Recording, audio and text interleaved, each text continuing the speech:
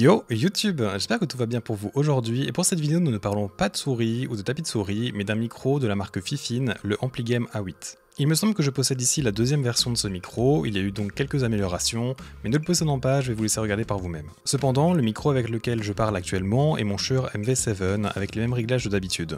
Je vais vous mettre maintenant l'unboxing du micro de Fifine pendant que j'explique certaines choses. Tout d'abord, Fifine est venu me demander si je voulais bien review ce microphone. Je ne suis pas un pro de l'audio, et en fait je n'ai pas besoin personnellement de ce micro car j'ai déjà ce qu'il me faut. Mais j'ai décidé d'accepter car cela me fait sortir un peu de ma zone de confort en termes de produits à review, ce qui est toujours une bonne expérience, ainsi qu'en fait de pouvoir vous parler d'un produit qui pour moi est très bon, surtout pour son prix. Il est clairement axé gamer avec son style et son RGB, et je tiens donc à remercier la marque pour cette opportunité. Vous êtes déjà peut-être familier avec Fifine, ou du moins vous les connaissez peut-être, parce qu'ils sont connus en fait ici avec un modèle de micro en particulier, qui est en fait très bon pour seulement 30 ou 40 € de mémoire, mais je n'ai plus le nom du modèle malheureusement. Pour le modèle A8, donc celui que je vais review, il s'agit d'un modèle plus haut de gamme avec sa V2 trouvable à 70 € sur Amazon ou 65 € sur AliExpress. Ce micro est disponible en 4 couleurs différentes, noir, blanc, rose et bleu, ce qui est déjà un excellent point je trouve, car la personnalisation de son setup de jeu est de plus en plus important chez n'importe quel utilisateur. Je vous mettrai bien sûr les liens affiliés de tout ce dont je parle dans la description de la vidéo. De mon point de vue, je trouve que c'est un direct compétiteur à l'HyperX Quadcast que je possède d'ailleurs, et c'est à lui donc que je vais comparer tout le long de la vidéo. Mais avant cela, je te rappelle que si mon contenu te plaît et que tu veux me soutenir, tu peux t'abonner à ma chaîne pour suivre toutes mes reviews de souris ou de tapis axés FPS compétitif. Tu peux aussi lâcher un petit pouce bleu pour m'aider au référencement sur cette vidéo, merci beaucoup. Le micro repose donc sur un pied en plastique renforcé, je dirais, avec un poids sur le dessous qui lui permet d'être vraiment stable, même utilisé en fait à 90 degrés. Il est également maintenu en fait dans une structure anti-choc qui est vraiment utile, surtout si vous voulez l'utiliser avec son pied d'origine, avec donc les vibrations en fait de votre bureau quand vous jouez. Vous pouvez aussi bien sûr l'enlever si vous le souhaitez, notamment pour le nettoyer ou autre. Vous avez bien sûr évidemment l'option de le monter sur un bras de micro également, et cela avec un embout inclus dans l'emballage. Je suis un peu déçu qu'il ne soit pas blanc par contre, comme pour son câble USB-C de 2 mètres, mais en soi l'avantage de ce câble c'est qu'il sera facilement trouvable en blanc si vous le souhaitez. Cette connectique donc se fait sous le dessous du micro, où vous avez aussi un connecteur jack pour y brancher votre casque pour vos réglages par exemple. Le bouton pour contrôler le gain du micro est placé à l'arrière à sa base, et le bouton pour gérer le RGB est également placé à l'arrière, mais au centre cette fois-ci. Il est donc activable avec une simple petite tape qui vous permet en fait de switch de différentes patterns de couleurs. Vous avez donc un mode vague, un mode arc-en-ciel, un mode respiration, ou encore toutes les couleurs là, mais en statique.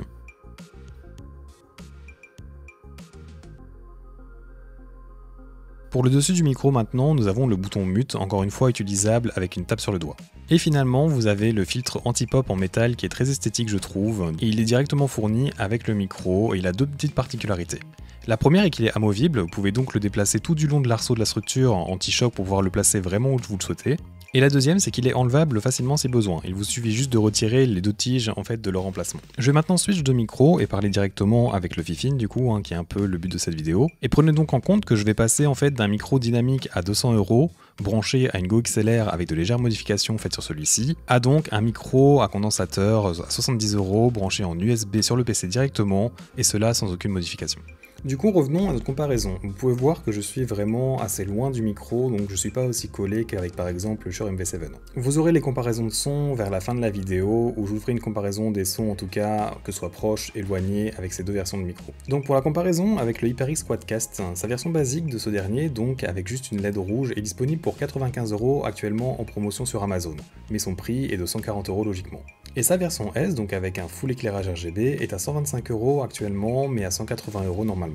Sachant que le Fifine est un compétiteur du modèle S, on peut donc déjà se baser sur le fait qu'il vaut moitié moins, ce qui est plutôt très intéressant car ils ont beaucoup de similitudes. Le son reste cependant l'élément le plus important quand même, et je vous mettrai des tests plus tard dans la vidéo évidemment. Pour la qualité de fabrication, le Quadcast fait quand même beaucoup plus premium, et c'est facilement en fait remarquable, parce qu'en fait rien que le pied ou le micro en lui-même sont faits de métal et pas de plastique. Le pied du Quadcast ne permet de l'orienter qu'à 45 degrés maximum je dirais, alors que le Fifine à 180 degrés, mais le socle se lèvera donc à ce stade. Le contrôle du gain est aussi plus visuel sur le Quadcast, il est ici en dessous en fait. Mais quand je l'avais monté à un bras, il m'était aussi arrivé énormément de le bouger sans faire exprès, car en fait juste l'effleurer peut le faire tourner. Et donc c'est plus une question de préférence ici, mais je n'aurais pas ce genre de problème en fait avec le Fifine. Par contre, quand je veux régler le Fifine, avec le bouton donc à l'arrière, je ne peux pas voir directement où j'en suis dans ce réglage comparé au HyperX. Les connectiques du Quadcast se situent à l'arrière, contrairement aux Fifine qui sont en dessous comme je vous avais montré plus tôt. Pour la structure feature anti-choc, celui du Fifine en fait fait beaucoup bouger le micro, vous voyez qu'il va en fait y gigoter ici,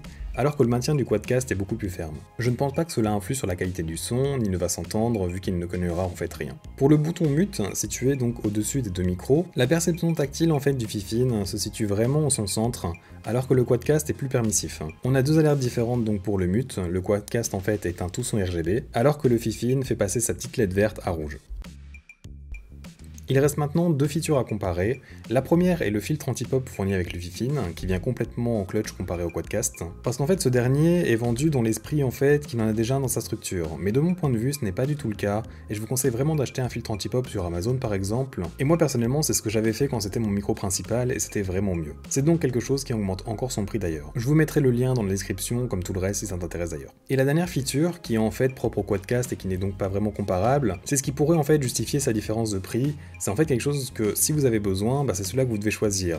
C'est le fait en fait qu'il peut changer de pattern pour capter le son. Et cela donc grâce à une petite roue de cranté en fait qui se situe au milieu à l'arrière du micro. Je vais pas vous l'illustrer en détail, mais basiquement si vous avez besoin de capter le son de plusieurs interlocuteurs autour de vous, ou de faire de l'ASMR, ou encore avoir le son de ce qui se passe devant et derrière vous, il n'y a donc pas de question possible sur lequel vous devez choisir. Personnellement, je me suis servi une seule fois de cette feature, et c'était en fait pour le premier unboxing de ma chaîne où je voulais le son en fait de l'unboxing, donc qui était derrière, ainsi que le son de ma voix qui était devant. Je n'ai plus jamais eu besoin en fait de cela après ça, et si vous faites juste du stream, du record vidéo, ou si c'est pour parler avec vos potes, je doute vraiment que ces features soient utiles et vous payerez en fait cela pour rien entre guillemets. D'ailleurs, c'est déjà ce que je peux vous dire en conclusion.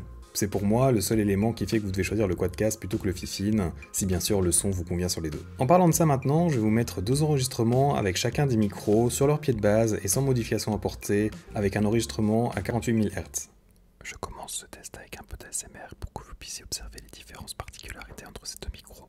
Je vais maintenant parler normalement, attention à vos oreilles.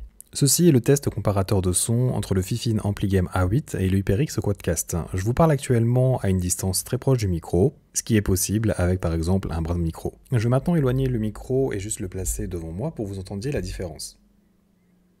Je vais aussi maintenant taper sur mon clavier juste derrière pour une situation plus réelle avec le pied fourni de base avec les micros.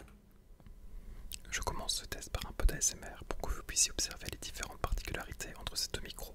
Je vais maintenant parler normalement, attention à vos oreilles. Ceci est le test comparateur de son entre le Fifine Ampligame A8 et l'HyperX Quadcast. Je vous parle actuellement à une distance quand même très proche du micro, ce qui est donc possible avec par exemple un bras de micro. Je vais maintenant éloigner le micro et juste le placer devant moi pour que vous puissiez en fait entendre les différences. Je vais aussi maintenant taper sur mon clavier pendant que je parle juste derrière en fait pour une situation plus réelle avec les pieds fournis de base avec les micros. Voilà, après ces tests, on est de retour sur le Shure MV7, et comme je vous disais en fait au début de vidéo, je ne suis pas un expert de son, mais ce que je peux observer en fait c'est que ma voix est un peu plus neutre avec le Fifine comparé au Quadcast. Le HyperX en fait booste un peu plus les bases de ma voix, ce que personnellement je préfère, car cela va mieux avec le ton de ma voix de base, je trouve, qui est déjà pas mal dans ce sens. Par contre, je pense qu'avoir un son plus neutre facilite son monitoring et donc les modifications que vous pouvez faire en fait avec des logiciels gratuits comme SteelSeries Sonar ou VoiceMeter par exemple. C'est donc peut-être au final quelque chose de mieux quand même. Pour de l'ASMR, le Quadcast l'emporte par contre, en plus d'avoir des features qui vont avec. Voilà, c'est donc tout pour ma review du Fifine A8, qui pour son prix est vraiment une belle surprise je pense. Il est plug and play avec tous les accessoires nécessaires, et même avec un bras de micro, que je vous conseille vivement quand même, peu n'importe le micro, vous aurez quand même en fait pour moins cher que le Quadcast, qui en plus a besoin d'un filtre anti-pop à acheter séparément. Je ne peux pas vous dire d'acheter tel plutôt qu'un tel, car il faut que le son vous plaise à vous, mais personnellement dans mon cas, sachant que j'ai mon Shure qui me sert pour ma voix, en fait moi je me sers de mon deuxième micro pour mes vidéos d'unboxing. Eh bien j'aurais choisi plutôt le Fifine plutôt que le Quadcast sans vraiment d'hésitation. Aussi, si je commençais le stream, je pense que ce micro en fait a un très bon son et un très bon esthétique qui serait juste en fait parfait en plus de son prix. J'espère donc que cette vidéo t'a plu, c'était une première pour moi au niveau du micro, et ma première review de clavier devrait arriver ce mois-ci également. Merci d'avoir regardé jusqu'au bout, n'hésite pas à t'abonner et à lâcher un petit like avant de partir comme d'habitude. J'espère donc te voir dans un futur proche, et à bientôt.